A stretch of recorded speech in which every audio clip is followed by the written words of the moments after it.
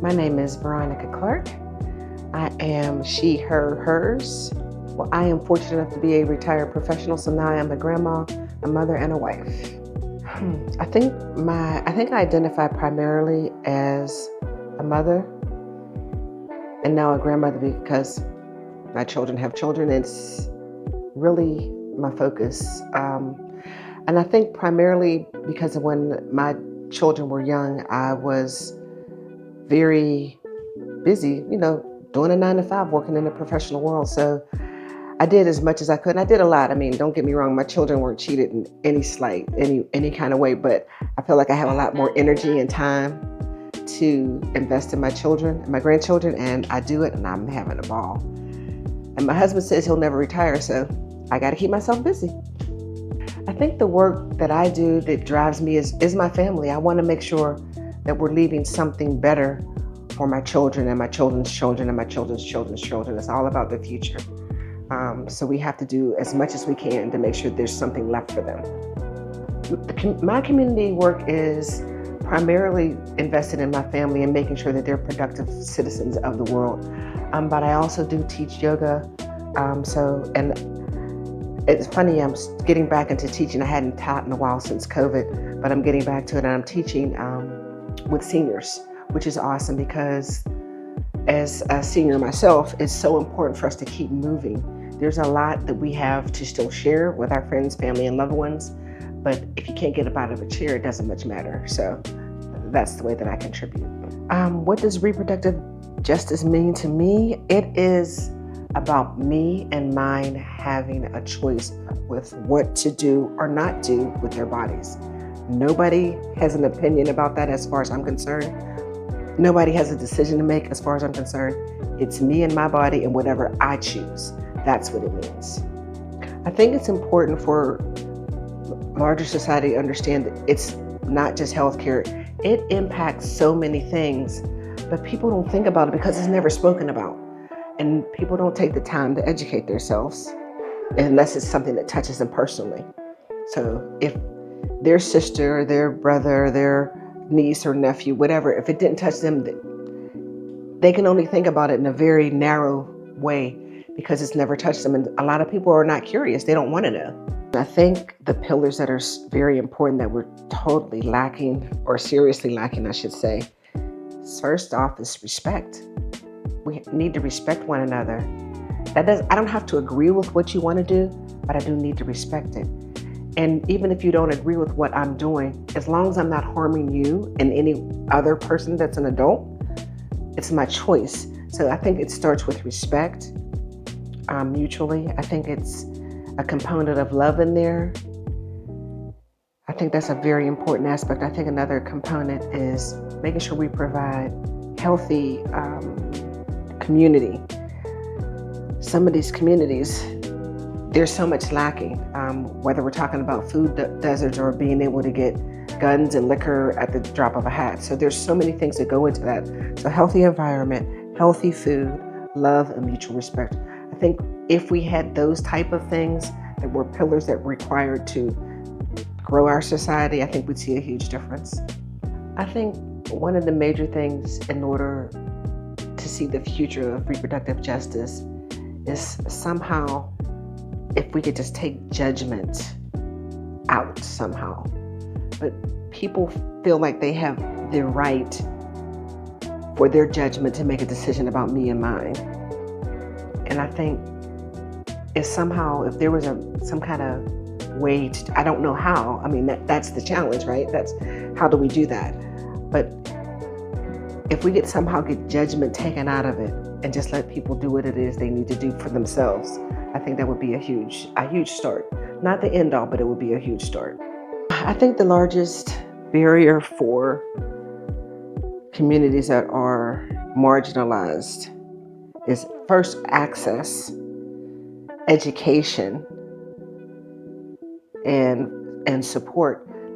And when I say support, not just financially, although financial is hugely important, but when you're going through what you need to for your right to do what you need, whether we're talking about having a child, not having a child, changing how you were born. there's a lot that goes into that. So there needs to be support community-wide, mental, physical, financial, housing, safety. I mean, the violence is crazy. And I don't understand. I don't have to like what you're doing, but what you do with yourself is your business as long as you're not harming me. If I don't understand why somebody would just want to beat you down because you're different. I, I just have a hard time understanding that. My grandson asked me a question the other day, and I couldn't answer him, and that really hurt my heart. I was like, some people just, if you're just not just like them in a lot of ways, they're afraid and they hate you. I didn't know what else to tell him. I shouldn't have to tell him that in 2024. But that's where we are. I think personally, the things that I try to do to overcome some of those barriers is it's funny, I always call myself antisocial, but it's not really true. I love people, and they seem to gravitate to me for some reason. So I end up in conversations with the most interesting people. I don't know why, but I take that opportunity to learn about them and share some stuff, because that's really all it takes. We just need to have a conversation and see we're not that different. It's really amazing. I'll be in the grocery store, in a restaurant. People just come to me, do you know X, Y, and Z? I'm like, no. And we just have conversation. But I think one of the things my husband loves to say is conversation eases the stress of the mind. If we could just have open dialogue in a very non-threatening, open manner, I think that would really be the start of something beautiful. But, we have all these barriers up because we're afraid. Some of the ways that organizations can better support reproductive rights and things of that nature is one, really, is access, having their doors open, providing different services, mental, emotional, social. I think I spoke about that a little bit earlier. But as an individual, I think what each one of us do, we have a responsibility to try to move things forward. So whether it's educating your grandchildren, their peers, having conversations with people, we can all do something. We're not going to all run for political office. I don't even want to go into that, but anyway, we're not going to all try to do it that way, but we can each one teach one, and it doesn't have to be anything that's formalized and I'm going to do A, B, and C, and X, Y, and Z. You meet somebody, you have a conversation, you never know. You may not change your mind, but you might give them pause for thought. I know I've had conversations with people I'm like, I never thought about it like that. If you could just get somebody to stop and think about it for a minute, who knows where that would lead? Wellness. Oh, that is so huge a question. And we have so much room for improvement, whether it's diet that we're talking about, access to good food, exercise, sleep, safe water, safe housing. There's so many directions you could go with that, but you can start by what it is you ingest for yourself. And it can start slow, but it's so important for us to have an idea of what's healthy and what's not. Some people, they really don't have any idea. So I think our schools are seriously failing in that regard, and they're not teaching our children. So our children are coming out not knowing. So if their parents already don't know, then that's just continues. So really, it's a way in which we can educate the masses. So if it comes, I don't know how that would be if you could get it somehow into houses. Like they used to have, what are those things called? PSAs, when they used to have those commercials on TV and they talk to you about sexual activity and things you shouldn't do. Let's teach people about good food, healthy choices, why it's important to drink water, why it's important not to give your kids soda and juice, so their teeth rot out. I mean, it could be something as simple as that to get us started, because people truly don't know. They don't understand that macaroni and cheese is not a meal. You need some other things. You need a full course meal to have a healthy diet. But if you don't know, you don't know. For me, how I prioritize is a lot easier because I think I'm somewhat aware, but I'm also retired, so I have a lot more time and opportunity. So I have no problem at some point say, you know what, I'm in a group chat with my children. I tell them, you know what, Mommy's off Monday, Tuesday, and Wednesday, and I'll just take a break, go get a book, sometimes just stay in my room. sometimes travel.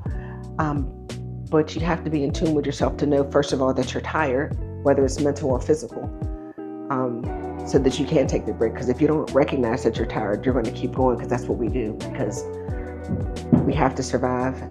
And we don't just thrive, we want to survive. So I understand all of that, but at some point you have to kind of like, wait a minute, let me take a break. I've been going strong for this much time. I need a break. Even if you don't feel it, sometimes it's just time to just sit down. Because that's one thing we're not good at, especially in my family. We don't know how to sit still.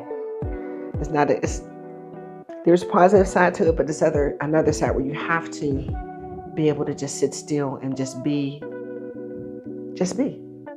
Whether you're reading a book or whether just literally sitting in silence and just taking a break, because there's so much going on.